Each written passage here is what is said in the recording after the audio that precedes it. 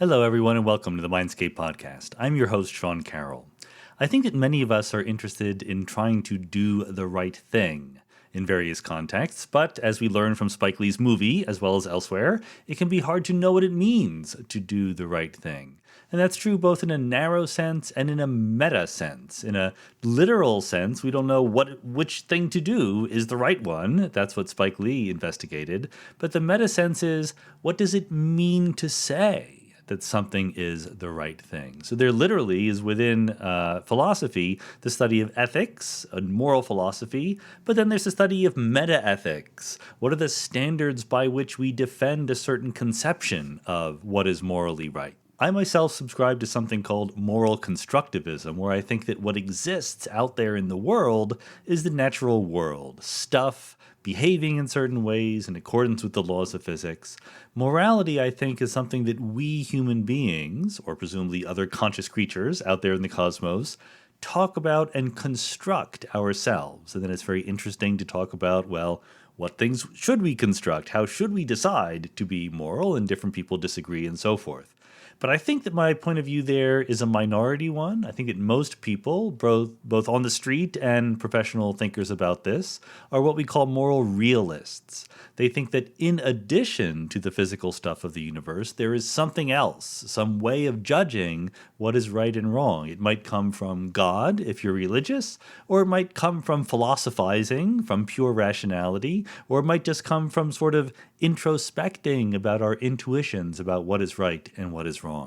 So today's guest is Russ Shafer-Landau. He's one of the best people to talk about these issues. He's one of the leading defenders of moral realism. Among his many books are called Moral Realism, A Defense, which is a long scholarly philosophical tome where you can really get into the weeds. But he's also written a shorter book called Whatever Happened to Good and Evil, if you want sort of the immediate catchy version of this kind of argument. So Russ is a non-naturalist about morality, but not a theist about morality. In other words, he thinks that there is something to the world that is objectively there, which you can call morality, but not that it comes from God or anything like that. And as he articulates in the interview, he's much more about understanding what our intuitions tell us, thinking that that gives us some access to something real, which helps us decide what is good and what is evil. So I don't agree with that, but we had a great conversation because Russ is really, really good, both about understanding the opposite point of view and about understanding the weakness in his own point of view. I think that kind of approach actually makes it a lot more convincing to people who are skeptics. I'm not completely convinced, but I think this is a very, very important debate/discussion to have. Morality is something where a lot of people think that, they can figure it out given 10 minutes of careful contemplation, right? How hard can it be? I think it's very hard, and I think it's something that deserves careful contemplation, more careful than just sitting around for a few minutes deciding, oh yeah, I got it, now I know what's right and what's wrong.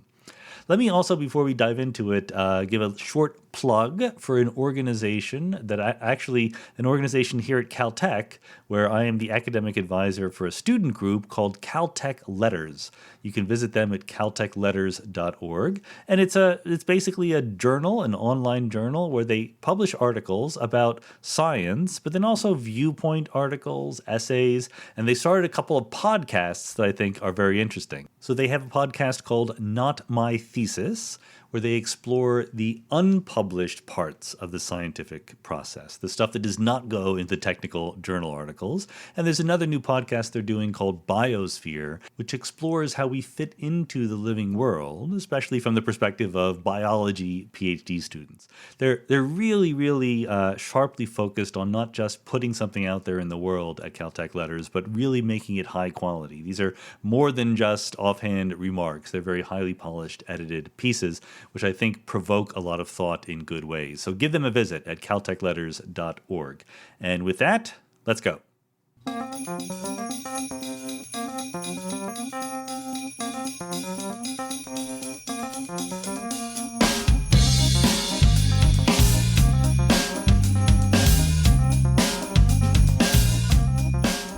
Russ Shafer-Landau, welcome to the Mindscape podcast. Happy to be here. So this is one in a tradition. It's not like a hugely represented tradition, but I like to have people on the podcast who I disagree with, but I can disagree with in a way that I think that we have something to learn from them. So, I don't go for the flat earthers. I go for the people who are having respectable opinions that I disagree with. And my attitude in these episodes is that I am absolutely here to give you the chance to put the best foot forward for your case. I'll try to let my objections be known, and maybe you'll even change my mind. Who knows? But we're mostly here to have you state your case. And so in this case, the case is moral realism, which is something. So I'm a moral anti-realist, I guess.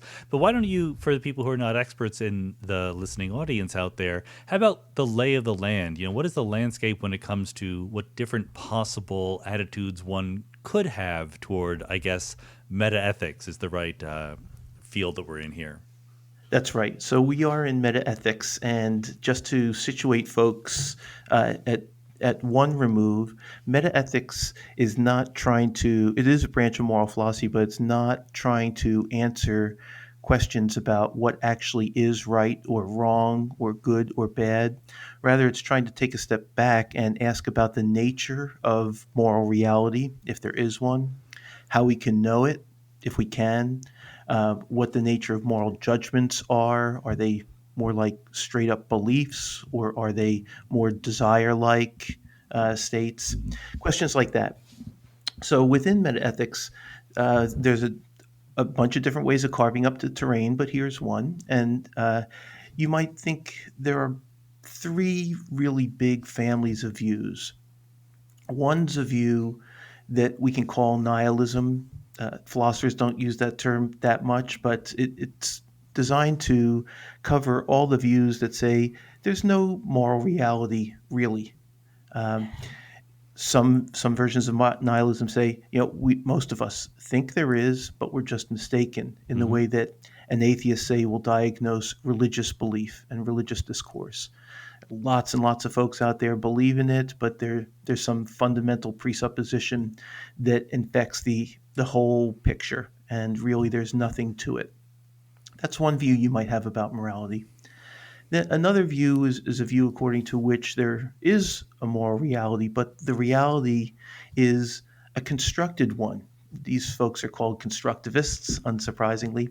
And the one analogy is between, say, morality and the law, or morality and etiquette, where you might say that really, if you drive 50 miles an hour in a 20-mile-an-hour zone, you'd say, yeah, that was illegal.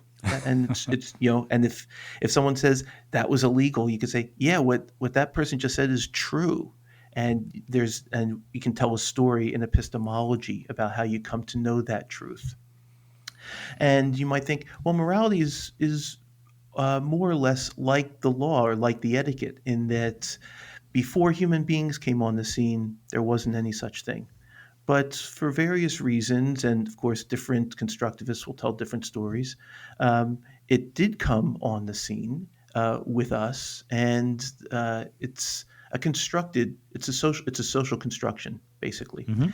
It can be quite complex, but at bottom, if you ask, where does morality come from? The answer is, it comes from the decisions or the attitudes of human beings, Yeah. either singly, that's a kind of subjectivism, or collectively, which typically yields a form of relativism. It doesn't have to, but it can.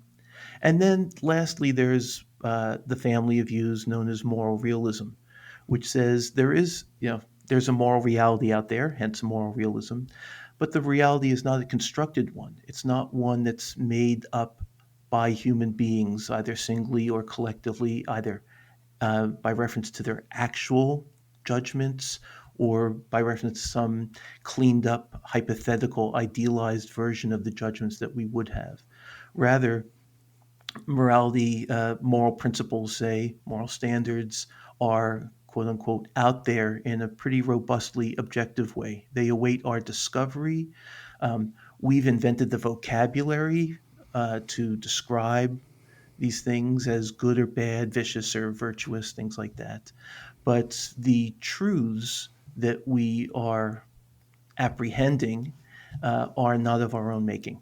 So, and then within moral realism, because we're doing philosophy here. There are lots of other There are sub-isms. categories, yeah. Yeah, lots of different versions of moral realism, but that's basically the lay of the land. And you're going to be in the moral realism camp there, just so we I'm going to be in the giving moral away the. realism camp, and within the moral realism camp, I'm going to be in what's called the non-naturalist camp. So, within realism itself, there are a bunch of different divisions, but the main division, at least within the last say 120 years, has been between those who think of themselves as naturalists and those who don't. A naturalist is someone who thinks of morality as on a par with other naturalistic disciplines, in particular the natural sciences. It may not be as advanced in its findings as the natural sciences, but the basic methodologies of discovering what's right and wrong mirror the basic methodologies of the natural sciences. Mhm. The reality that awaits our discovery is continuous with the reality. It's a kind of natural scientific reality. And then there's on the other side the so-called non-naturalists. Not a very catchy term, but it's that and that's where I place myself. It's folks who think that moral realism is true. There's a robustly objective moral reality, but morality is relevant is not really like the sciences. No matter how much scientific investigation we do, we're not going to be. We can be certainly aided in discovering what's right and wrong by reference to that, but the truths aren't scientific ones. The methodology is not. We don't go to a lab. We don't need to go to a lab. We don't need to run actual controlled experiments on actual populations to make a determination about, say, the immorality of genocide. So, folks on in my little niche of the metaethical world uh, are usually the ones who are subject to the most either ridicule, depending on your attitude at the time, or the most criticism among the realist camp, because you could see the attraction of being in that. If there are issues to do with realism, about realism, of course, in the first place, that turn a lot of people off. But if you're tempted to the realist view, a lot of folks go naturalistic because they think it's metaphysically respectable. Right. If you think of morality as just another kind of natural phenomenon, then you don't have to introduce these non-scientific features, properties in the world, and that leads to a more economical, metaphysically economical picture that's quite attractive to a lot of people. I definitely want to, excuse me, dig into the non-naturalism aspect of things in some detail here. But first, I'm sure that some of the people in the audience have mostly confronted or experienced the idea of non-naturalism as theism, right? As that's the, you contrast naturalism with theism, but you're doing something different here. Yeah, that's a really good question, and you're certainly right about the presuppositions. Um, in in the canonical text called Principia Ethica by a British philosopher, G.E. Moore, that came out in 1903. He was the one who coined the term non-naturalism, Hmm. and he distinguished naturalism from non-naturalism, but also from supernaturalism. Hmm. And that distinction has been, within philosophy at least, pretty much pretty honored over the last roughly 120 years. There's a very common thought among non-philosophers that if you're going to take up with a view like mine, you've got to ground morality in some kind of divine command or some kind of divine agency. But I think that's just a mistake. I think, and even for those who believe that it's the best version of realism is going to be one that is founded in some reference to God. They recognize at least the coherence and the intelligibility of a view of the sort that I hold, which is not a theistic one. Yeah, okay, good. I mean, maybe before actually explicating what that view is, you can give us a hint just so I think that this is let me back up a little bit. I know for a fact that when you talk about things like morality, one of the issues that the discourse runs into is that people have pre-existing ideas, right? So you don't. It's Hmm. not like talking about the Higgs boson, where I can just explain things and people go, "Oh, yes," but everyone has their own little idea. So why don't you just give us a preview about why you believe this particular view called moral realism from the non-naturalist perspective? Sure. Well, I'll take it in two steps. One is why do I believe moral realism, and then why do I favor the non-naturalism? Is that Yeah, okay? Do it like perfect. that? Yeah. Yeah. Okay. So here's why moral realism. Well, if you think back to the taxonomy I gave earlier, one way to see the attractions of moral realism is by seeing what's problematic with the opponents. It's Hmm. not this is not necessarily just an it's not necessarily an argument from elimination, but it helps to put the attractions of realism into sharp focus, I think. So if you've got a nihilist version, I myself think that's a version of last resort. I would think that, of course, but I invite those who aren't antecedently inclined the way I am to just think about the implications of a view according to which uh, we can take a big example, one I used earlier, according to which there really is nothing immoral about perpetrating genocide, or to take a smaller example, but one that hopefully is just as clear. Uh, a nihilist is committed to saying there's nothing wrong with deliberately accosting a vulnerable little kid and then smacking the kid as hard as you can and laughing at the kid Right. as he you know falls down the puddle of tears. To me, I think that when doing philosophy, there's no there's no alternative but to rely at various junctures on our intuitions. We can talk about that because Hmm. that itself is a philosophically controversial claim, but that's my view at least. And I think that some of our moral intuitions about cases of this, like the two I've just described, are as clear and as probative, actually, as any kind of evidence we can have in philosophy. So if you take a nihilistic kind of view, you've got to give up on that source of knowledge. And my thought is that if you have to give it up when it comes to morality, you're going to need to give it up all over the place in philosophy, and um, that's going to lead to an insuperable difficulty about gaining philosophical knowledge, insight, wisdom, and understanding. So just to So summarize, your main objection to nihilism is just that it is in conflict with our intuitions. that's right, Okay. and the substance of our intuitions. So Right. I, just invite someone to say, with a straight face, there's nothing wrong at all about perpetrating the sorts of acts I've just described. And I know a number of smart people who are also really nice people, by the way, uh, who can say that with a Yeah. straight face. I know most of those in the philosophical community who can do that, but I think that it comes at very high cost. Well, I'm not. I guess I'm not a nihilist myself. I'm more of a constructivist. But just to do a little bit of standing up for them. I mean, couldn't it isn't. Can I restate your argument or try to put it in slightly different terms by saying it's not that the fact that we seem to have intuitions that overrides them, such as that they still are acting as if there is morality. Like you said, there are nice people, people who behave well, and therefore there must be some internal incoherence or inconsistency in a nice nihilism. Like Alex Rosenberg, who was a previous guest on the podcast, he proudly proclaims himself to be a nice nihilist.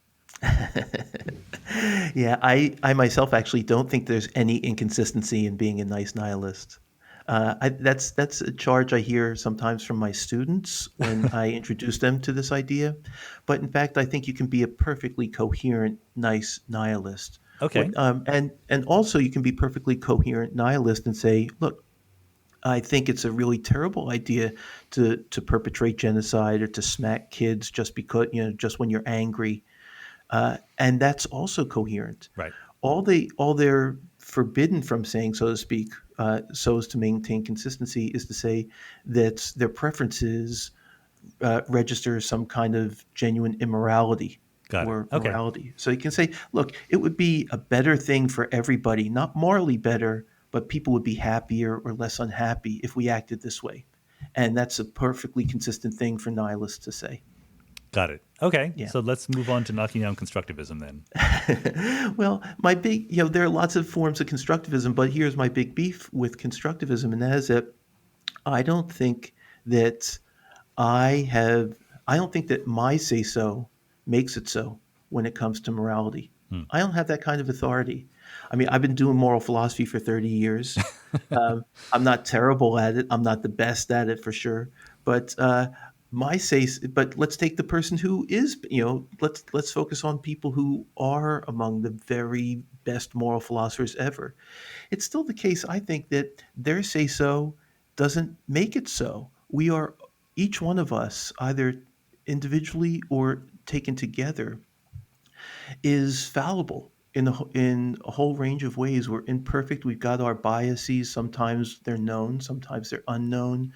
We're in terms of processing information, we all are limited in various ways.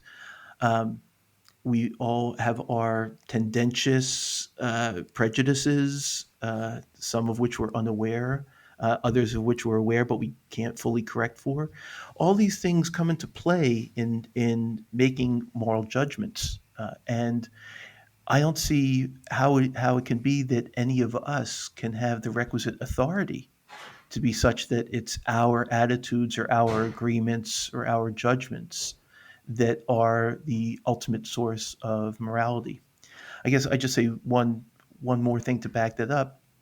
I'd extend this argument all the way to a critique of so-called divine command theory, Hmm. according to which you have God, who's perfect, all-knowing, at least, making the decisions about what's right and wrong. So the divine command theory says what's right is right if and only if and because God commands it, wrong if and only if and because God forbids it. I think even that kind of view is problematic. Even so, if even God, I mean, we can talk about reasons why if you want, but um, if even God's say so doesn't make it so, then surely we imperfect, puny little fallible human beings say so isn't going to make it so either. Well, but as a constructivist, I don't want to spend too much time, like I said, sort of defending my own point of view here. But my immediate feeling about that would be that somehow it's begging the question that you're that kind of analysis seems to rely on the idea that there is an objectively true statement about what morality is, and then I would agree that we fallible human beings are not necessarily the right place to find that with perfect precision. But if you buy the analogy that morality is more like the laws of speeding or the rules of playing basketball that are constructed, then there's no such thing as the perfect rules for playing basketball, but there's nevertheless what we make up. Great. That's you're absolutely right. And then just to take it to the next level of analysis, I just invite you to think about the implications of that kind of view. So I don't know what kind of constructivist you are, whether you think that moral principles, correct moral principles, are ultimately founded in each individual's attitudes, or whether it's a group effort. Do you want to do you want I to think it's a say anything balance. about? Yeah, and I mean, I very roughly think that there is a job for moral philosophy, namely to take the moral intuitions that individuals have and to listen to individuals talk to each other and try to rationally describe what their goals are, and from that to construct something that might not be objective and might not be settled and permanent, but is provisionally what we take to be good moral behavior. Yeah. Okay, so on that kind of view, to me, the problem is that what has seemed to a bunch of folks to be a cogent moral outlook after reflection strikes me as deeply problematic. And you might say, well, Russ, isn't that kind of arrogant? Why are you, Russ, the arbiter of what's right and wrong? And I want to claim my own fallibility here.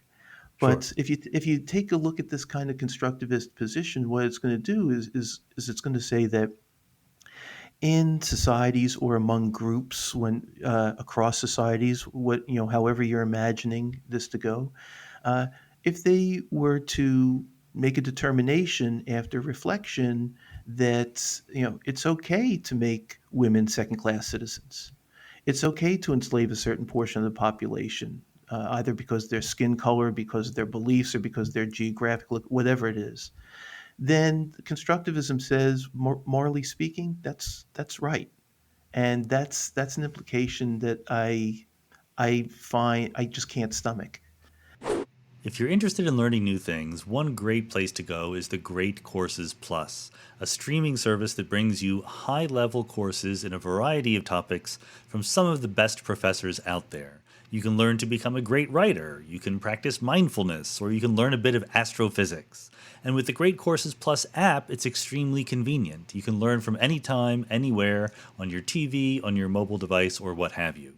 If you're interested in the kind of philosophical questions we're talking about in today's episode, you might want to try a course called Understanding the Dark Side of Human Nature by Professor Daniel Breyer.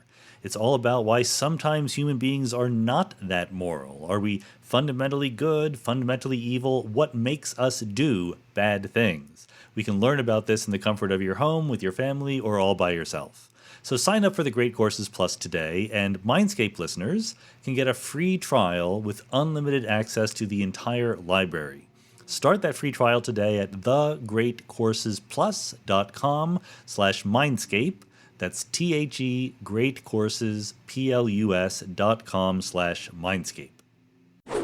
Right, and I think that that's a Yeah. perfectly fair. I think that as a constructivist, you have to bite that bullet, and you have to say yes. Like the process of constructing in different places and in different times might come up with things that I, Sean, who am also not the ultimate moral arbiter, think are horrible, and I would try to argue those people out of it based on whatever common moral intuitions we have. And I think that as a philosophical argument against constructivism, that argument really only works if, again, you kind of assume there is an objective, ultimate right and wrong, and then you're saying, but this method isn't getting it. But if I don't assume that there's an objective right and wrong, then this is the method that we have. Yeah. Well, I agree that this is I agree actually that this is the method that we have, whether constructivism or realism is correct, where the method we have refers to how it is that we're going to engage in discussions with people who don't antecedently share our views. Hmm. The only way you can try to make progress there, I think, is to appeal to things that your discussion partner, some things that they're already going to be at least open to hearing and ideally will accept. If you can Right. find some shared bases from which to work, you're much likelier to get to consensus at the end. And that's true, like, whether constructivism is correct or whether realism is correct. But I also want to I also think that this scenario is plausible, namely that some people are mistaken and can't be shown the error of their ways. I think Hmm. that that's a general truth. Um, it's true about flat earthers, for instance, and Don't need to it's tell me. yeah, I'm sure I don't. But I also think that's the case in morality. I think that some people, we have examples in our public life right now. I'm not going to name names, but we've got examples of people who just won't see reality for what it is. Right. Let's forget about moral reality for right now. And there are a whole lot of explanations, plausible ones, for why that is. Self interest being among them, but not the only one, ideological indoctrination being another. And I think that these forces carry over into morality as well. It's possible for someone to just be blind to the moral equality of a woman or an African American. And there's nothing you can say. And furthermore, there might be no film they're willing to watch, or memoir or narrative they're willing to read. And even if they do read them, they may bring their blind, or what I'd call their, what you'd say I'd be tendentiously calling their blinders, uh, to the reading or to the film watching, and they may be unconvinced in the end. Now, there are two diagnoses to make from that. One is a constructivist one, which says, if at the end of the conversation the person is not persuaded, then there's no moral reality that they're missing. My view is that they might well be missing something, and furthermore, this is the flip side of the point I've just been making. It's actually much harder on a constructivist view to maintain an attitude of fallibility than it is on the realist view. So it's harder to say what you did. I know I'm doing all the talking, so I No, you're here apologize. to talk, please. Yeah, it's harder to say what you said 3 or 4 minutes ago from a constructivist point of view than a realist point of view. And what I'm referring to is your profession, your admirable profession of fallibility and humility about things. If constructivism is true, then I'm not saying this is your view, but let's just take a Hmm. simple kind of relativist view about morality, according to which morality is grounded in some kind of social or cultural consensus. Right. Whatever follows from the deep mores of a culture or society is what's morally right. In that On that picture, here's what you need in order to know what's right and wrong. You need to know what your society stands for or what your culture stands for. And so long as you do, and you're not benighted about the relevant empirical facts on the ground, then you've got moral knowledge. If your culture is built on a rejection of the equality of women and men, if your culture is built on the view that women are there, have are here to serve men, that's one of the founding ideals of the culture. Then, so long as you know that and subscribe to it and can see how that plays out in the ordinary, say, domestic lives of women, and then it turns out you know a woman's place. Morally speaking, you know a woman's place, and that is to serve her man or her men. I think that not only is the moral implication of that repugnant, but I think that it makes moral knowledge actually too easy to get. I think I know. I think if you were to say, "Well, Russ, that's tendentious. That assumes that there's an objective morality that these folks are straying from, and it assumes that there's an objective morality that might be more difficult to get than by means of the sort of sociological knowledge I've just described." That's the consistent thing to say. So I'm not going to say anything that's going to indict constructivists on on the grounds that they are necessarily have an inconsistent view. You can definitely coherently build up any number of constructivist views. I'm just pointing to implications that repugnant is a strong word, but with regard to that particular conclusion, it's one that I do find repugnant, and you know, I think there's no easy way out of that conclusion. Two conclusions, really. One is that when you think about the actual substantive moral implications of a view like that kind of relativism, I think they're very hard to stomach. And the second conclusion, which is the one I should have really been focusing on, is the point that if you're a constructivist, it makes, perhaps paradoxically, it makes moral knowledge too easy to get. Most people don't think that that could be a problem with a moral view, but I do think it's a problem with a moral view. I think that the the intellectual virtues of modesty and humility, the recognition of your own fallibility, sit best with a realist view. I mean, you're a physicist. What's the right attitude for a physicist to take about the cosmos? It's humility and a recognition of fallibility and modesty, and the explanation of why those are the appropriate attitudes to take is because you don't get to make up the truth. You're there to discover a truth not of your own making. I think the same is the case when it comes to morality. If you're a moral realist, you ought to be humble about your moral opinions and modest in their expression, because you hold the view that there is a moral reality out there that's not of your own making. And yet, some of my best friends are physicists and cosmologists, and not all of them are characterized by enormous amounts of humility.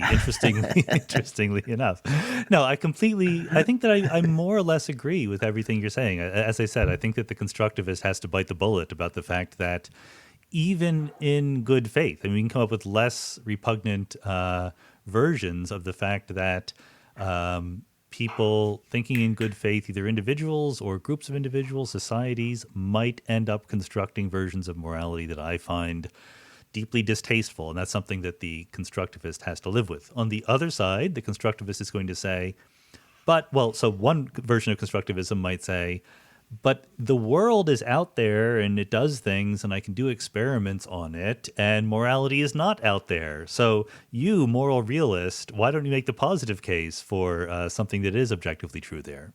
Oh, good. Thanks. So, one, my naturalist realist brethren will do that in one way, and I'll do it in a different way. The Yeah. naturalist will go out and say, yeah, we can do experiments of a kind uh, because moral facts are just a species of natural fact, and that's not my kind of view. Hmm. I think one important reason to hold the sort of non-naturalist view I do, and it's the one that sets it up for criticism. I mean, there are a lot of elements in my view that set it up for criticism, but this one is something that was just beneath the surface in the conversation we've been having over the last 10 or 15 minutes. And that is a commitment to what I'll call the normative authority of morality. Hmm. And the way I can, perhaps the best way to explain that is by contrast with the view that uh, you've been advocating. So if you take, this is not to do down constructivism, but just to highlight what I Hmm. regard as a feature of non-naturalism. And that is, suppose you've got a view of constructivism of the sort that you've just been describing, and you're led to say, well, yeah, some people do it this way, some people do it that way. These different ways are just different. They're not better or worse than one another, at least so long as they're equally coherent, because there's no objective measure by which to measure the superiority or inferiority of one coherent moral code over another. And then that leads, as you've forthrightly allowed, that leads you to say, well, so if you've got a morality that condones female inferiority or chattel slavery, I'm going to try to argue them out of it, but I can't say that that moral view is inferior to mine. It's just different from mine. I'm not now focusing on what I regard as the problematic nature of that implication, but instead a different one, and that is that if you've got a view like that, then it seems to sap morality of what I call normative authority. Normative is just a fancy word that philosophers use to do with like reason giving. I think that there are powerful reasons to comply with moral requirements and moral prohibitions. But if you have a view according to which morality is created by us and for us, then those reasons may be either strongly diminished or, in fact, non existent. If you think about it, think about the simple sort of cultural relativism that I was discussing earlier, Hmm. according to which morality is a cultural byproduct. Morality is just that set of norms that are either directly endorsed by a culture or that are implied by those endorsements. Then you might say, well, imagine you're an iconoclast in a culture that is very inegalitarian, very intolerant, and you say, you know what? Um, my parents believe that we should treat these other folks as inferiors. Everybody, all my neighbors do, and that's what my teacher taught me. But I think that all human beings are, at a fundamental level, moral equals to one another. And their skin color, their sex, their gender, their religious beliefs, that's irrelevant in the determination of how much respect and dignity a person deserves. Suppose you had an iconoclast who believed something like that. Hmm. On the version of relativism I'm describing, that that person would be making a very deep moral error. Leave that now. Leave that implication aside and focus on this authority point that I'm trying to highlight here. What I would say is that if I were that sort of iconoclast or you or anybody else, I'd scratch my head and say, why should I do what my culture says? And someone might say, well, because that's what morality is. And I'd say, you know what? It seems then that I don't have any reason to adhere to morality because it's just, it's an expression, it's a normative system that results from an expression of uninformed prejudices. And so I don't have any reason to comply with it. I mean, I might have a practical reason. I'll get put Right. in jail or otherwise condemned. But those sorts of reasons aside, what non-self-interested reason might I have to comply with it? And I think the answer in that case is none. The vision of morality that I am hoping is correct, uh, is one according to which if something is morally required of you, then that carries with it a genuine, non self interested kind of practical authority, what I called normative authority there. There are genuine reasons to comply with that, even if you don't like it, even if it doesn't meet up with your expectations or hopes or your interests or needs. If something is morally required of you, then there's reason to do that. Naturalist realists, and in fact, naturalists of all stripes, have had great difficulty making sense of that thought. That is, I should say, accounting for that thought within their theories. And some of them have tried gallantly to accommodate that thought, but most have been led to say, you know what, morality doesn't have any special authority over us after all. It's Let me all, just interject a little bit because I want to get two things on the table very, very quickly before we pass on to other more interesting things. But number one, I should have said from the start that I entirely appreciate the attraction of moral realism in the sense that there are objective rules, and that would be great if there were objective rules. So, I feel sad that I'm not a moral realist, even though I think that's the right thing to do. But the other is that I do like, and I'm not sure if this is respectable or not, but I do hold this view that there is a distinction between the kind of relativism that says, well, that culture over there has its own rules, they're not mine, but there's nothing I can say about them because they're theirs. And the kind of constructivism that says, each individual society or culture, whatever, is constructing its own rules, but I have every right to judge the other ones by my standards. I can say that your set of moral rules that you've constructed are not objectively wrong, but I still feel sincerely and honestly that they're not the ones you should have. And I'm not going to abandon my right or ability to either judge you badly or try to talk you out of them. good. And I take it that the latter view is the one that you'd endorse. Yes, Uh, that's right. yeah, and good because it's better than the first view, but it's still, I'd say, problematic. No, In sure, of the, course. I just want to let it known that that is a surprise. view. You don't have to just be a screaming relativist and say, well, whatever different societies want to say, that's fine. I can't judge them. I want to keep my ability to be judgy. That's all I want. You got it. But then the question, of course, is that when you make a judgment, you do it by reference to some standard, and then if someone says, yeah, they could put it this way, who are you to judge? Sure. To which you have a great answer. I'm a person of with a critical faculty and critical intelligence, who's become acquainted with your culture and your ways, and on that basis, I'm judging you. But then Right. but then there's a next step, and that is to say, are the standards by reference to which you're rendering your judgments, are those standards in any way morally superior to the standards of my own society? Sure. And that's something that's, I think, going to be very hard for you to answer. I mean, you can say, yeah, they are superior, but you're saying that by reference to your society's own standards. And so that looks pretty question begging, which, to the extent that things are claims are question begging, that's a problem.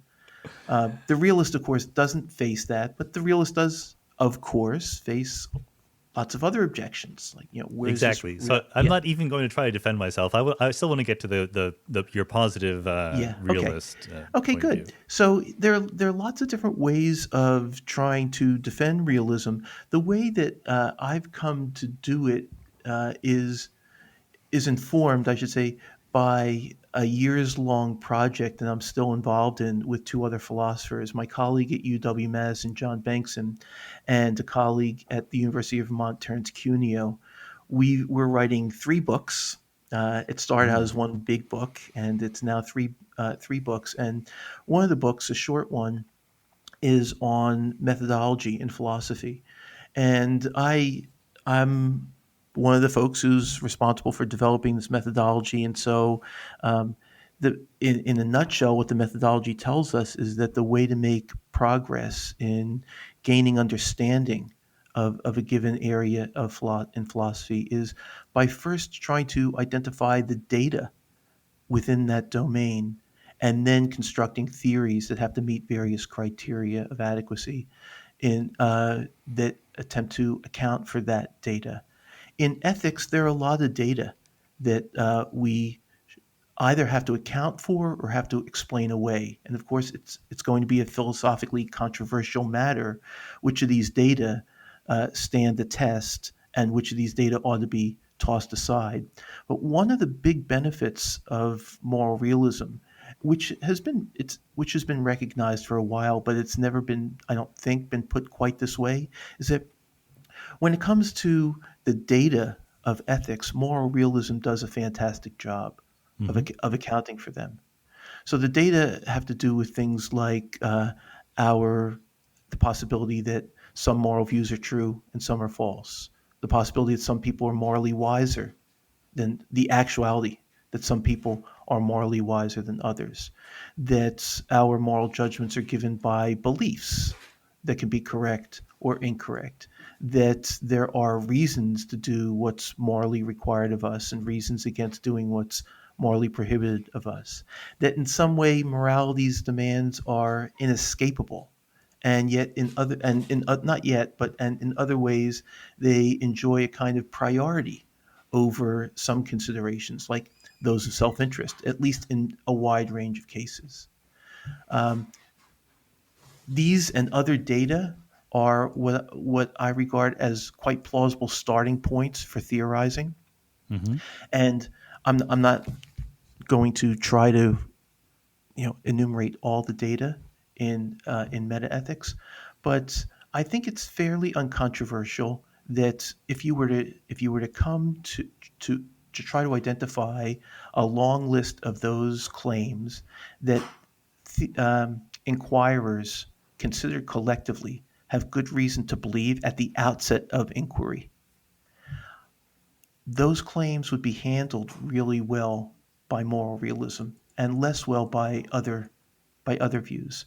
Now, again, that's just the start of the conversation. It's not necessarily the end of the conversation because it's always open to people, other theorists, to say, you know what, some of these data are misleading. That moral realism can account for them doesn't make it a superior kind of view because we should explain these data away. And that's, if you take a look at the nihilist, they're going to say most of these data are, maybe all of them, depending on what your list looks like. Most of these data, at least, are bunk. They ought to be tossed. They're What they're are some vestiges of outdated thinking. what are some examples of the data we have in mind here? Oh, ones I was ones of the sort I was just mentioning, namely that it's possible that it's actual rather that some moral claims are true, others are false. But sorry, is That that data? In what that's sense is that data? Is I guess is what I'm asking. Yeah. Oh, okay. It's data in this sense. The conception of data I'm working with is that of a claim that inquirers consider collectively have good reason to believe at the outset of inquiry. Okay. That claim as we put it, as philosophers put it, defeasible. Right. It The might not be claim true. might be Yeah. false. It might be defeated by, but you need some at least equally strong justification for thinking that datal claim, that piece of that datum, is mistaken. And Got if it. you can't provide that, then accounting for that datum is a constraint on the development of a theory that's going to yield illumination of the domain in question. Okay. Good. I guess what if I have objection, maybe this is the right time to say it. I'll advertise your books. You have a big book on moral realism and then a little book on what happened to good and evil, which is sort of like the baby version for those of us who are not going to become professional moral philosophers. And it's a great read. It's very, very readable for people who are interested in these questions. And you go through a lot of the possible objections to this kind of moral realism. And I didn't find my objection in there, in at least the words that I would use to put it in. So I guess my objection is, you talk about the potential objection from disagreement, right? Just, you might imagine the fact that just because people disagree about morality, somehow that undermines the claim that there are objectively real moral statements. And that seems pretty easy to refute. I mean, people disagree about all sorts of things. But my worry is not that there exist disagreements, but that I don't know how to adjudicate the disagreements. Like if someone says 1 + 1 = 2 and someone else says 1 + 1 = 3, I know how to sit down and check which one is correct. And if someone says the universe is expanding and someone else says the universe is contracting, likewise I know what experiments or observations to make. But if someone says, in the trolley problem, you should let the trolley hit the 5 people, and in another person says, no, you should take an action and just kill the 1 person, I don't know what experiments to do or what logical exercise to go through to figure out which one is correct. Is that a reasonable objection to realism? Absolutely, it's absolutely a reasonable objection, and it's one of the hardest, I think, for realists to handle. Once more, I want to be clear that realists have available to them a variety of different epistemological strategies for handling this objection. I don't want to canvass them all because I don't.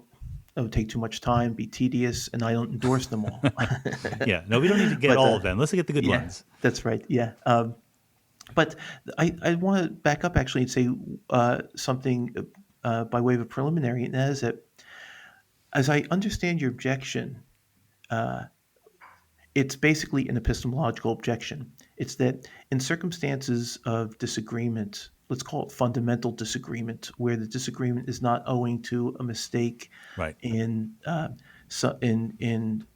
about some ancillary factual non-moral matter, which is such that if one of the parties to the disagreement were to come to realize their mistake about that, then they'd agree with you about the morality. Yeah.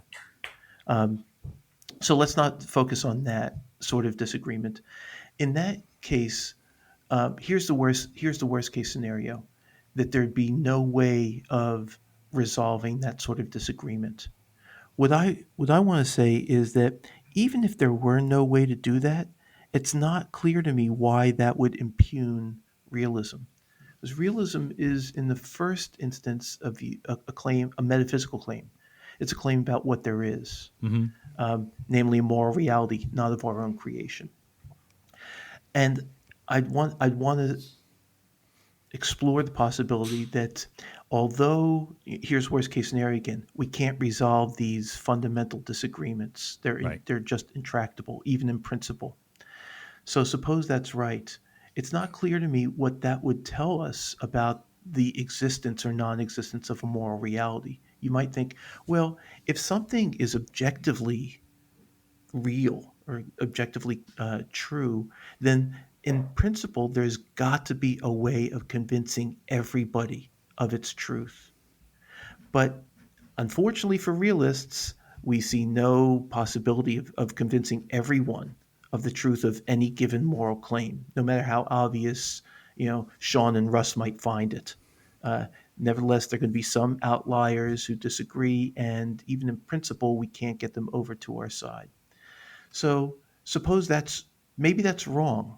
That's let's be really optimistic. That's wrong. We could get everybody over to our side, but I'm not optimistic like that. Yeah, no. I think, so let's assume that there really is such a thing as what I called fundamental disagreement.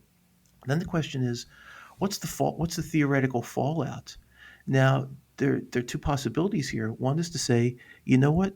There's an objective reality out there, despite our inability to convince everyone of its nature or its content. And the other is to say, well, if we can't convince everyone in principle about this matter, then there can't be, or the best explanation of that is that there isn't an objective reality. Now, I want to hear more about why we should go that latter route rather than the former, because I think if you look at other areas of philosophical disagreement, like whether there's a God or not, there are Hmm. brilliant people on both sides, and uh, I doubt, I'm pessimistic myself about whether we're ever going to get consensus on that matter, no matter how informed about the empirical elements of our universe we are. And yet, I think in that case, although I'm pessimistic about the possibility of resolving fundamental disagreement on this matter, I think to me, it's very clear that you should be a realist about this matter. Namely, whether God exists or not isn't up to us. I know there are some people who disagree, who think that we create God in some way, Right. or whether there is a God has in some way to answer to our own beliefs about it. But I think that's really an implausible view. I think either there is, let's fix our target here, an omniscient, omnibenevolent, omnipotent creator of the universe, or there isn't. And it doesn't, our say so doesn't make one answer or another the right answer. So that's a case in which I think it's pretty clear that we should accept realism about the matter. Either really theism is true or really atheism is true. But I'm really pessimistic about the possibility of resolving fundamental disagreement. If Yeah, that's I mean, Yeah, sorry, go ahead. I do absolutely appreciate that there is a distinction here between the metaphysical questions and the epistemological questions, and I guess the way that I phrased the worry was more epistemological. But I don't think that they're completely independent from each other either. If we switch from the God example to, let's say, the cosmological multiverse, right? Let's imagine there are parts of the universe very, very far away that we can never observe, but we think that there is a fact of the matter about whether or not they're there. Whether or not I can convince anyone else is less important to me than how do I even decide for myself what to think about this? Or how could I, in principle, decide if I were granted omniscience, if I were granted the ability to see things that are further away than the speed of light lets me look, then I could actually answer the question about how do I decide whether or not there's a multiverse or not. But with the moral questions, I don't even see an in principle way of adjudicating these, even just amongst myself. We forget about convincing anyone else. Like, how do I know when my intuitions point in different ways? How do I know objectively and definitively what the right answer is? How could I possibly know? Not Yeah. realistically, but in potential. How could I know? Good. I like that way of phrasing the worry. So if I could just maybe tweak it just a little bit, Yeah. to see if I'm aligned with what you're really worried about. The thought is this: if moral realism is true, there's got to be some plausible epistemology that explains how it is that we get access to objective moral truths. But there is no Hmm. such epistemology, and therefore moral realism is false. Is that a good Something. way of stating I the will. I will objection? tentatively go with that. Yes, Yeah. Okay. provisionally. So yeah. So taken that way, it's an invitation for the realist to explain how it is. Or, sorry, my kind of realist, non-naturalism, because the not naturalist realist actually has an answer to you that's at least in principle quite straightforward. But for someone like me who thinks that morality is really in moral features are discontinuous from scientific features of the world, Hmm. then the whatever standard scientific means of gaining access to the natural world are, they're not going to be sufficient. They can be enlisted to help, but they're not going to be sufficient to get us not moral knowledge. So we need some Right. other way of gaining moral knowledge. And again, there are different epistemologies.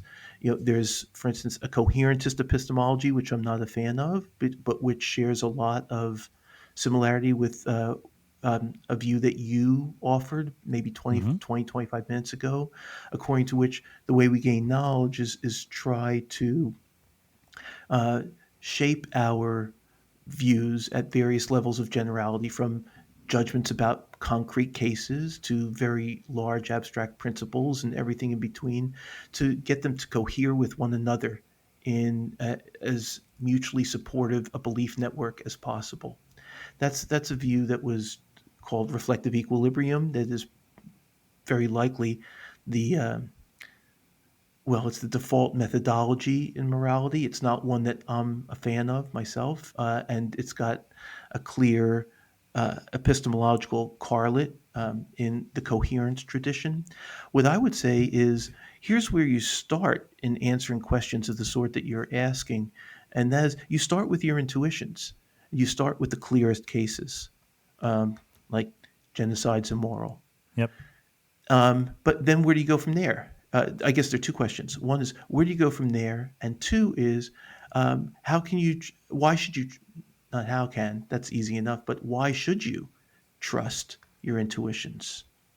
And both of Right. these are really good. Both of these are really good questions. Sorry, that was self-flattery because I asked those questions. So let's assume you You asked were those mentioning that questions. they were questions. You didn't necessarily invent the questions. Okay. Okay. And there, so Parenthetically, this is the big problem of being a professional moral philosopher, right? You have to be constantly on guard for people saying, well, that's not very moral of you, you moral philosopher. well, the one thing I always hear, not from fellow philosophers, but from other people, like at bars or on used to be airplanes, when people would find out what I did, and then they'd find out, I'd give them in a nutshell what my view is about moral realism. They say that's so arrogant, that's so dogmatic, and you know, you got to Yeah, distinguish between, on the one hand, affirming the existence of an objective morality, and then on the other, affirming that you've got all of its contents. that's So I do right. the There's first, the but not the difference. latter. Good. So Anyway, sorry I interrupted. no, what I want to do is I want to be start by being concessive and say that although I think that intuitions, as I've said a few times now, play ineliminable, vital roles in in any plausible moral epistemology and any plausible philosophical epistemology. I think I want to be concessive and allow that a number of our intuitions can have been distorted by any number of factors, by prejudices that we've imbued from our culture or from our parents or friends, various morally relevant kinds of factual ignorance that we have as a result of the time in which we live or the education we've received or just lack of candle power up there. So there are reasons one always needs to do a check on on whether one's intuitions have been formed in a good environment, in reliable ways. The problem, though, I'm just going to anticipate a worry on your part. The problem is that when you do those sorts of checks, you're doing them by reference to other intuitions that you have rather than some external world that's going to give you if you're a skeptic about the external world, all you got to do is walk into a table and say, oh, well, maybe I shouldn't be so skeptical anymore. There does seem to be something out there like that. There's nothing out there like Right. that, if I'm right, if my picture of morality is right, when it comes to the moral world. Nothing that's going to impinge on your senses directly or necessarily that's going to give you the sort of check you get to indicate that your moral intuitions or your moral view more generally is mistaken. So I want to allow that's a quite serious challenge to my kind of to a moral realist, non-naturalist epistemology. If you've got a naturalist view, you're going to, as I said before, you're going to try to assimilate the gaining of moral knowledge to the ways in which we acquire non-moral knowledge Right. empirically. Um, so I wish I had an elevator speech in which I could address all worries about reliance on our intuitions here. I guess what I want to say is that to the question, where should we start? The answer is with our intuitions that strike us as most sure, about which we are most confident in. All the while allowing that these could be mistaken. How is it that we go on to use not a word that you've used, but I think you've had in mind? How do we calibrate these intuitions? Uh-huh. The answer is we can never calibrate them in a way such that we can be guaranteed that we are, to use your word, decisively in the know. We always have to be. We always have to have a kind of second order, higher order recognition of our fallibility, that even the things that we feel, or that's actually the wrong way to put it, even the moral views that strike us as so clearly true, we have to have a background uh, open mindedness about the possibility that, you know what, we could be off on the wrong foot here. But that's not the place to start. The place to start is with our very strong moral convictions, and then trying to build from them a coherent network of moral beliefs, all the while being open to the possibility that we're mistaken, and open to hearing from those with whom we disagree some reasons why we should abandon our view. If in the end, having heard that, we say, you know what, my view still, it seems to weather the storm there. I think I can handle this. Then you're justified in believing what you believe. And if your beliefs are true, and if you've come to those beliefs on the basis of the adequate reasons that support them, you've got knowledge. Can we be certain that we've ever got such knowledge? No. But that doesn't distinguish moral knowledge from knowledge in any other sphere. I think that, operationally, what you just described is incredibly close to my version of constructivism as well. So it's interesting that the metaphysics underlying it might be very different, but the boots on the ground actions might be the same. Yeah. But I think maybe it'll be helpful for the audience if we clarify a little bit about that metaphysics, because maybe we skipped over too quickly the distinction between the naturalist and non-naturalist, and I even go so far as to talk about the physicalist way of thinking about the world. I had Ned Hall on the podcast, and we talked about Humeanism versus anti-Humeanism, about the laws of nature, and there's this Humean view that all that exists is the universe happening over and over again, right? Whatever happens in the universe, that's it, and everything else is commentary. And I'm kind of sympathetic to that, although Ned did raise some doubts in my mind. And then there's this anti-Humean view that the laws of nature have some oomph to them, that they're not simply descriptions of what happens, that in some sense bring about what is happening. And I can't necessarily get my mind around that, but I've maybe dimly see an analogy with your version of moral non-naturalist realism, because you would agree, I think, that the moral status of a situation does supervene on what's physically happening. In other words, if two situations arise at different parts of the universe, but they're physically exactly the same collection of atoms assembled into peoples doing exactly the same kind of thing, you would say that inevitably my moral stance towards those two things will be the same. There's no extra distinction I can draw. But nevertheless, you're going to say that there is something important. There is some moral status that is, even though it supervenes on the physical things happening, it's not identical with them. Is that the right construal? Yeah, that's exactly right. That's a really nice way to put it. So the so-called supervenience of the moral on the natural or the non-moral is just what you said, namely that if two situations are identical in all non-moral ways, then morally speaking, they have to be identical. I believe that, and so does almost every other moral philosopher. It's come under some challenges recently, but it seems to me to be correct. And then the question is, there are lots of questions to ask about this, but let's just focus on the one that you've asked, and that is it the case that in addition to all that non-moral stuff, maybe it's physical, maybe it's not just physical, is there also some moral realm that sort of sits on top of it, as you will? And my view is, yeah, there is. It's not the naturalist realist says, no, it's not that there's another layer on top of the non-moral or the natural. It's all natural, top to bottom. It's just we can carve that up in different ways. Some of the natural has to do with our psychological states, for instance. Some of the natural has to do with economic phenomena. Some of the natural has to do with chemistry, and some has to do with subatomic particles. Uh-huh. And morality is in there too, but it's all a seamless, concatenation of natural features that Right. together make up the universe. I think there is a huge, natural concatenation of natural features and substances that make up the universe. But I also think on top of that, so to speak, there's morality that can't be reduced to any of that. It does depend on it.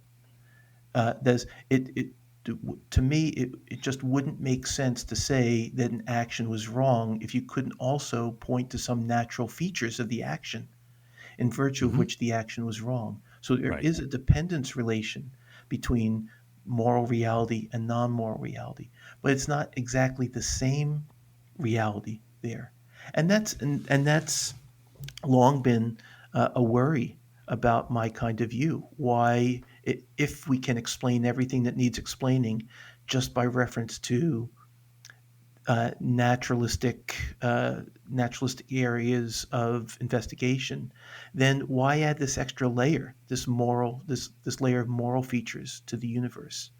And my thought is that's a great question, but it presupposes that you can explain everything that needs explaining just by naturalistic means, and that's something I reject.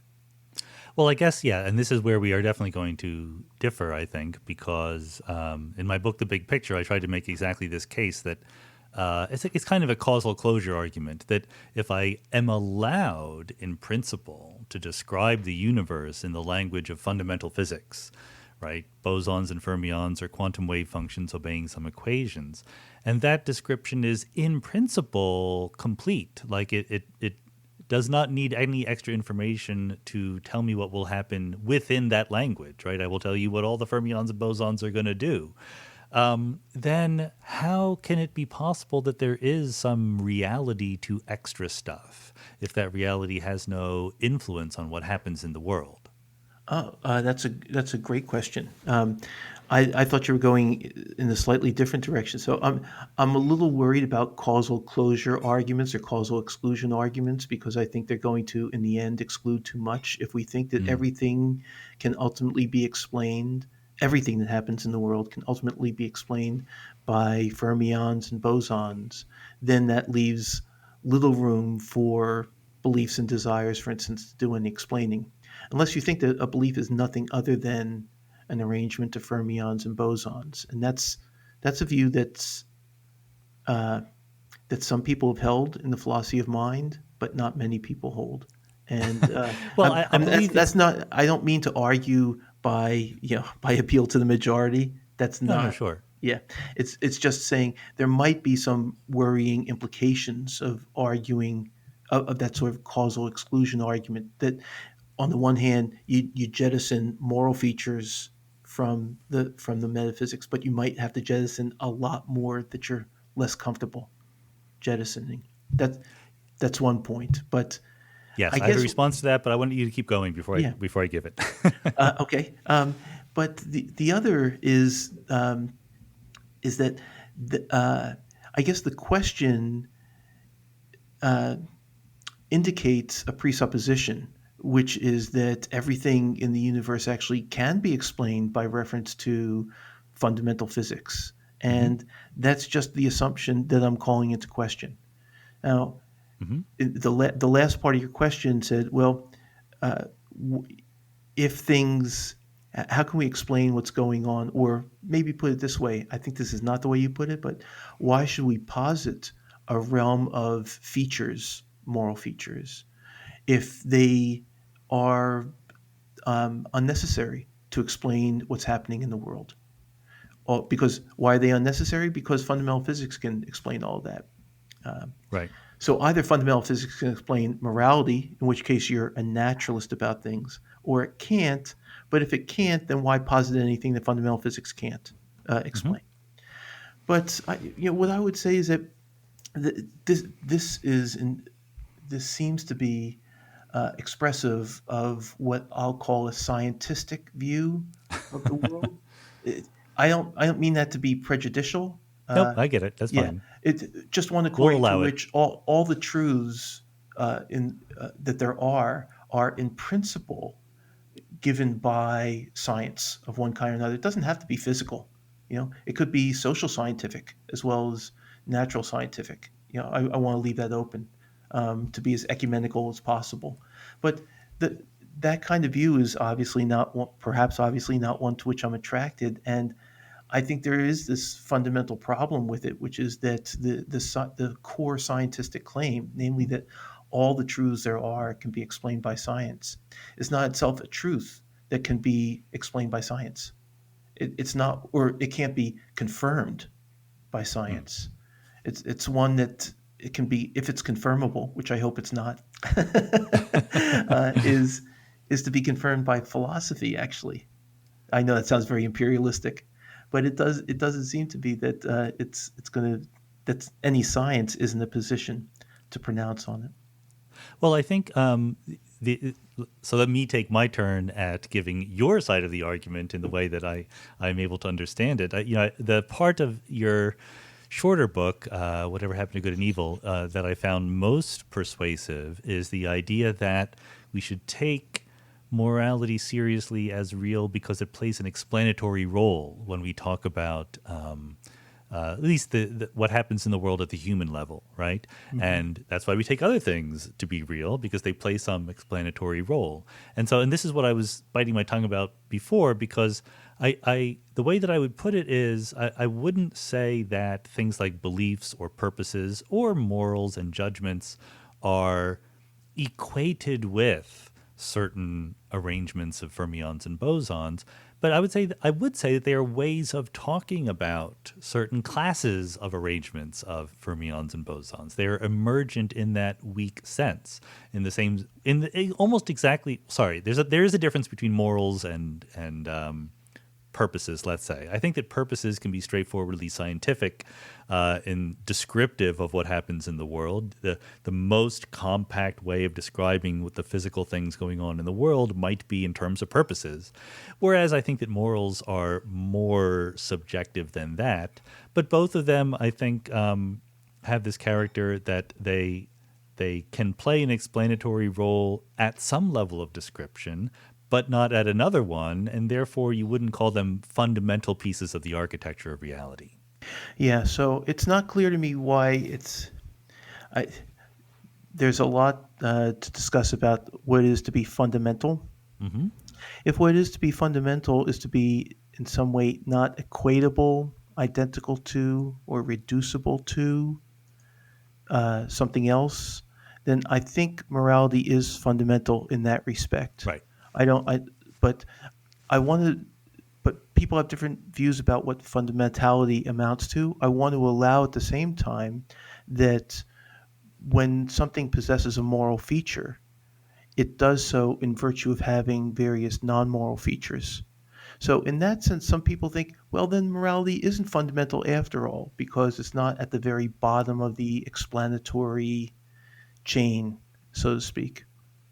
I think it's very far down at the bottom.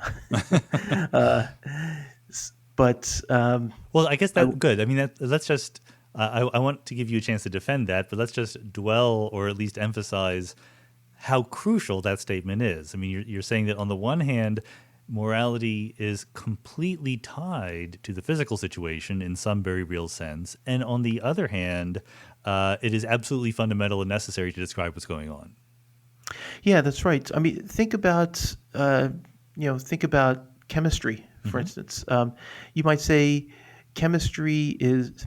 You might be a realist about chemistry Hmm. and say we have identified all these different kinds of molecules. We've given them names, but we didn't invent them. I mean, we did a few, but the things early on in the periodic table, we didn't invent those things, No. and so they're real in a realist sense. And yet, you might say, nevertheless, chemical reality is not fundamental because whenever you've got a molecule of hydrogen, for instance, you've got an arrangement of atomic material or subatomic material. Those arrangements might be different in different circumstances, but nevertheless You might, at least in principle, be able to go all the way down, so to speak, to the physical, to the atomic, subatomic level when uh, when citing some chemical fact. Hmm. You might be able to do that with regard to morality, but I want to distinguish two things. One is um, matters of specific fact, that is, uh, instantiations of properties or the realization of certain features at a given time, from the existence of those features themselves. Now, what I want to allow is that when a given action, say, or when a given is wrong, or when a given intention or motive is morally admirable, there's going to be some physical stuff going on in that scenario. You might be able to describe that scenario entirely at the physical level. But if you were to do that, my claim is that you wouldn't capture the morality of the action. So that this is a different way of insisting on an ontological, if you will, an ontological division between moral features and physical features, Right. or in any event, natural features.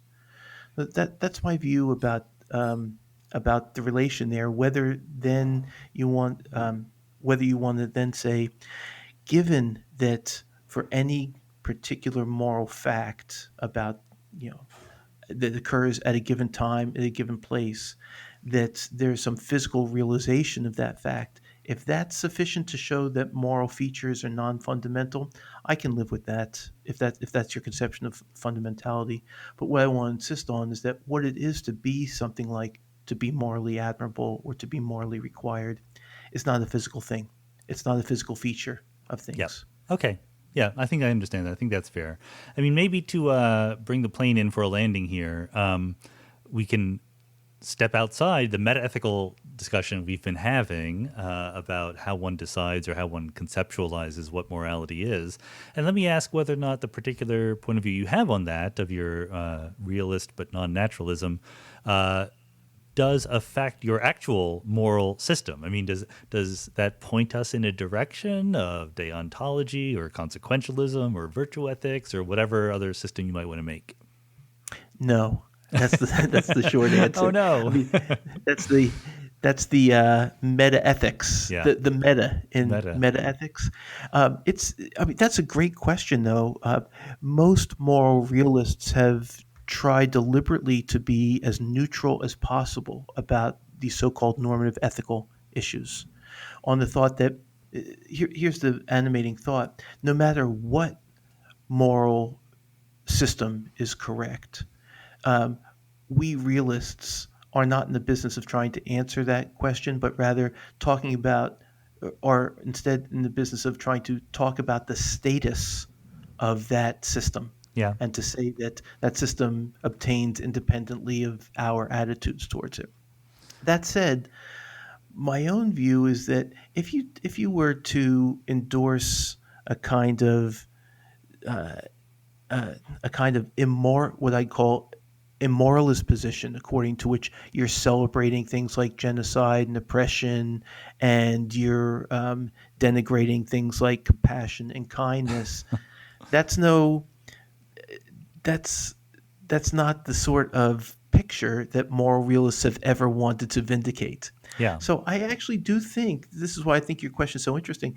I think that at bottom there really has been, though realists have not fessed up to it, there really have been some implicit assumptions about what I'll call the content rather than the status Hmm. of morality, that have been driving realists to defend the views that they have done. And in work that I'm doing with my collaborators, John Banks and Terence Cuneo, we are, among the other things we're doing, is we're setting out a view of moral realism that builds into it the idea that there are certain substantive constraints on what moral reality can look like, that have to obey these sort of paradigmatic moral verdicts about, say, the wrongness of genocide and the rightness of compassion. Well, it does seem. I mean, I certainly see conceptually the distinction between the metaethical question and the question of actually choosing how to be moral. But on the other hand, doesn't it seem a little bit, wouldn't it seem weird to say that two completely different notions of what morality is nevertheless have no impact on the morals we think are actually the correct ones? That would just seem weird. It would seem very weird from a constructivist point of view, because what a constructivist is going to say, I don't mean that as any sort of criticism. Got it. Just what a constructivist would say is that the ultimate source of morality is us in some way or other, right? Yeah. And so then you've got a way of nicely pinpointing how it is that we can extract, if you will, or we can infer the substance, the content of morality from the metaethic. If, for instance, what morality is at bottom is that set of norms that are mutually agreed on by some group, say some society or some culture, then given that understanding of the nature and the status of morality, you'll be able to pretty readily read off, with some sociological knowledge, what actually is right or wrong in a given culture, a given society. But you can't make that move with realism. With realism, it's like we didn't make it up, and so from that, that leaves everything open as to what the substance or the content of morality might be. Nevertheless, as I said, if you drill down a bit, moral realists, whether naturalists or non-naturalists, would be aghast if the reality if the morality whose reality they were trying to vindicate was, as I described earlier, one that celebrated oppression and genocide, for instance. Well, I mean, that does make sense to me. I think maybe you're not even going as far as you could go if you think that our evidence for what is and is not moral comes largely from our intuitions. Then you could say, well, that's going to lead us to certain kinds of conclusions about what is moral, right? It will do. That's right. But once again, people will have different intuitions, and we've got to recognize the fallibility of our own.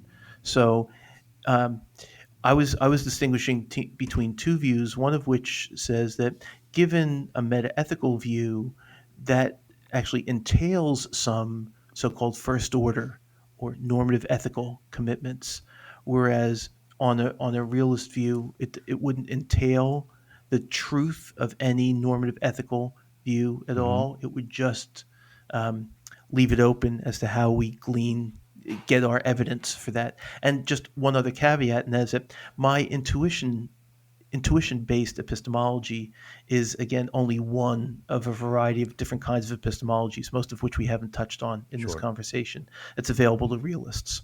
Yeah. Okay. I mean, maybe then final question, sort of a slight variation on that one. If moral realists have available to them in principle various different moral systems, depending on what they discover through this kind of thing, does your kind of moral realism suggest any way of people talking to each other about morality, or the ways in which, if we're not sure what morality to pick, how we can learn from others and communicate? Or is it, again, sort of any possible answer to that question is in principle compatible with your realism? Well, the answer I would give is the way people ought to talk to one another is respectfully. But that's the snarky, unilluminating answer. I don't think that there is a determinate method by which we can always make progress in our discussions with one another about what's morally right or wrong. I mean, people, you think over in your area, people talk about the scientific method. You're a scientist, I'm not. But I'm skeptical that there really is any such thing that's characterizable. No, I'm on your side. It's completely crazy. Okay. Yeah. I mean, we can toss out very vague generalities and things like that on which we can all agree, but they're not, in a given instance of conflict among scientists, they're not reliance on that kind of method is not going to be sufficient to resolve disagreement. There's not a simple algorithm. Yeah, exactly. And there's nothing like that in philosophy generally. much less moral philosophy in particular. But so, I can say sort of anodyne things. Keep an open mind. Um, Acquaint yourself with relevant facts. Make sure that you're having this conversation in a way that isn't triggering really strong emotions that are likely to cloud your judgment. Things like that. But I don't have anything remotely algorithm like to offer by way of getting from the intuitions you currently have to getting to a settled view about which you can have very, very strong confidence. Yeah, I mean, I think that that's probably a general lesson epistemologically that algorithms are hard to get and maybe not even the right thing to be striving for in some of these situations. Yeah, you're absolutely right about that. All right, Russ Shafer-Landau, this was extremely helpful. I think that much like when I talk about foundations of quantum mechanics and I have my own point of view, but I say like, really, my big goal is not to have people agree with my point of view, but for people to care about the foundations of quantum mechanics. I think the same thing about morality. I think that, it would just be good if people really sat down and carefully really thought about where morality comes from, rather than agreeing with my ideas about it. Let's just take the question seriously. And I think that you're doing great work in helping people do exactly that. Thanks. I love that attitude. It's been a real pleasure talking to you. All right, thanks. Take it easy.